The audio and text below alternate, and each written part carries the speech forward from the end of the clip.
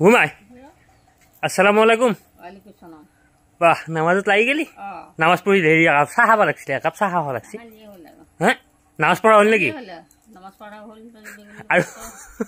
আৰু তোক বাবাই কি কৈছি হা বাবা গাইস মানে মায়ে মানে দুদিন মান দুদিন মান নামাজ পঢ়া নাছিল তাৰপিছত বাবাই ষ্টিক দিছি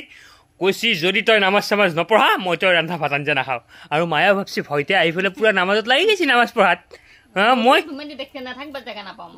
মানে গৰমৰ কাৰণে নামাজ পঢ়া নাছিল কিন্তু নামাজ আগপে পঢ়ে মায়ে 5 ওয়াক্তয়ে নামাজ পঢ়ে কথা ফজুৰ নামাজটো পঢ়ে নপঢ়া ফজুৰ নামাজো পঢ়ে কথা হ'ল মানে কি এই মাজতে মানে অলপমান এৰাহান হৈছিল অলপমান এৰা মানে অটোৰ কাৰণে আছিল নে কিনো মাই গৰমত দাউৰি ফুৰি থাকো আৰু মানে মাজতে অকণমান এৰাহান হৈছিল আকৌ এতিয়া মাই লাগি গৈছে নামাজ বজাত কিন্তু তই সেই বুলি ভিডিঅ' বনাব দিছে বাবাই কৈছে তই ভিডিঅ' বনো মই মাথা নকৰোঁ বাবাই কৈছে আৰু কৈছে ভিডিঅ' বনাওঁ মই মানা নকৰোঁ কিন্তু নামাজ পঢ়িব লাগিব তই নামাজ পঢ়িলেহে মই খানা খাম বুলি কৈছে তাৰপিছত মায়ে আৰু ভাবছি দে নামাজটো পঢ়িবই লাগিব কথা হ'ল এতিয়া মোক কৈ অভিয়াছলি মই পঢ়িম মই মাজতে ময়োতো পঢ়িছিলোঁ মোৰো কিবা অজাতা লাগছি বুঢ়া ছয়জনে ধৰিছি মোকো শুনছা নাই বুঢ়া ছয়জনে ধৰিছি কোনোবা আহি আছে বোলে ফোন মাৰিছিল কোনোবা আহে গম পোৱা নাই বাৰু যিয়ে নহওক সিহঁতকো অকণমান টাইম দিব লাগিব 2-এটা মানুহ আহি থকা হৈছে বাৰু যিয়ে নহওক তই এক কাপ ধুনীয়া কাপ লাল চাহ বনাইছে মোৰ কাৰণে যা আদা আছেনে